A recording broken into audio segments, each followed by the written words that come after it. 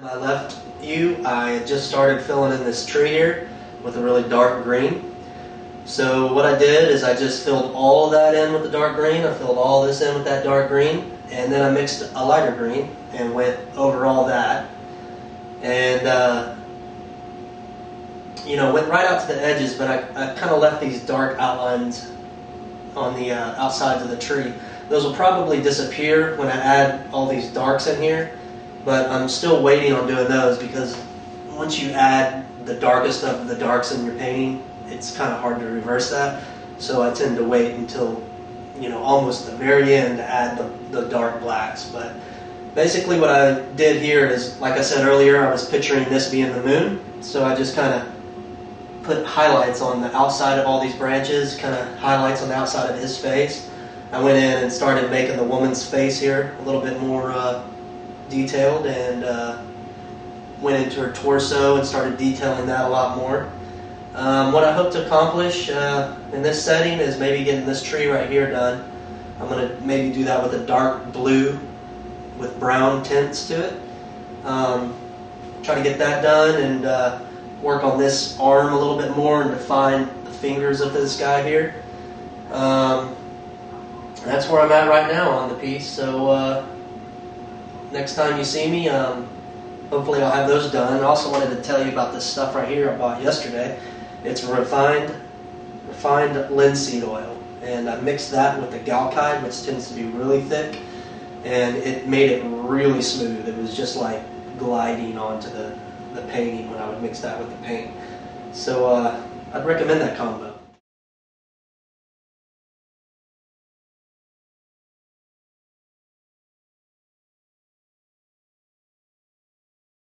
I've added the color to this tree, and although I said I was going to do browns, I ended up doing shades of dark blues and grays. Also put in this bluish black color in the background here.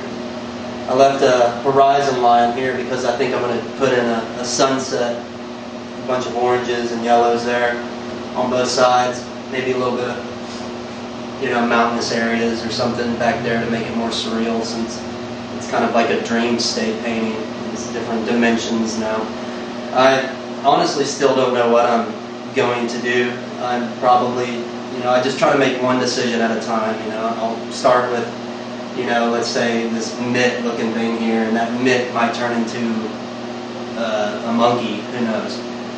So that's kind of the way I paint. I don't really have anything in mind, and I just kind of let my creativity try to take over. And I think anybody can paint in this style or fashion. You just got to have faith in yourself and don't get discouraged when something's not looking right, because you can easily paint over it and change it.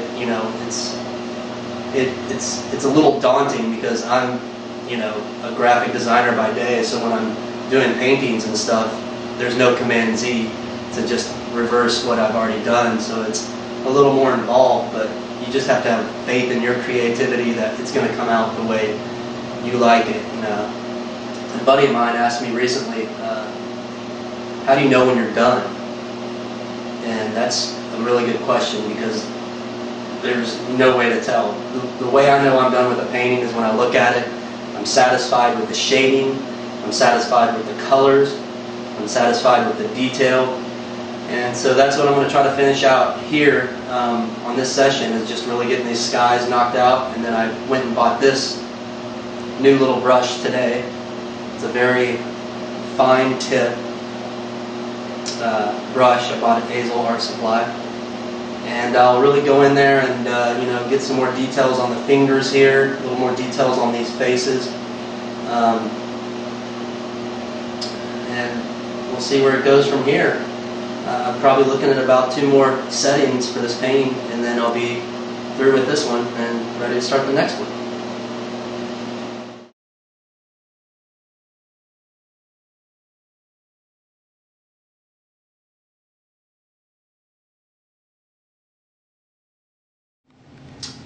Hey there, welcome back. As you can see, I am done with this painting. It took about 20 hours to complete it.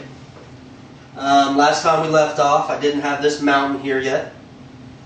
I went in and modified this moon a little bit. changed up the circles and shadows on it. Added a galaxy to all the black, a bunch of stars.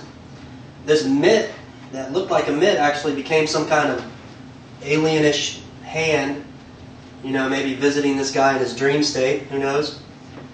This over here became a jellyfish. And then up here I kind of just added all this orange and went in and added the mountains. So from the mountains, it just went in after that and added some more glazes to the man's face and the woman's face, and really started developing those out, making them more vibrant, a little bit more rich.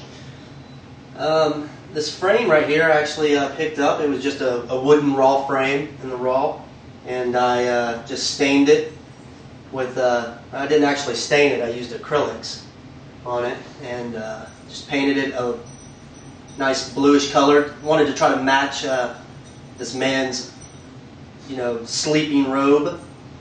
So that was finally the point you get to. You know, you finally look at it. All your colors look good to you. All your shadows look good to you. It's vibrant, it's rich, and you just step back and you're holding the brush and you don't know what to do with it anymore. That's when I know I'm done, personally. That's when I slap on the signature. So I appreciate you guys watching this whole process with me, and it's been fun. I could have never created this painting had I sat down with the canvas and said, I'm going to draw this man sleeping. You know, the important part was just drawing all those squiggles and looking at it like a kid looks at a cloud. You see a rabbit in the cloud, and developing out each aspect.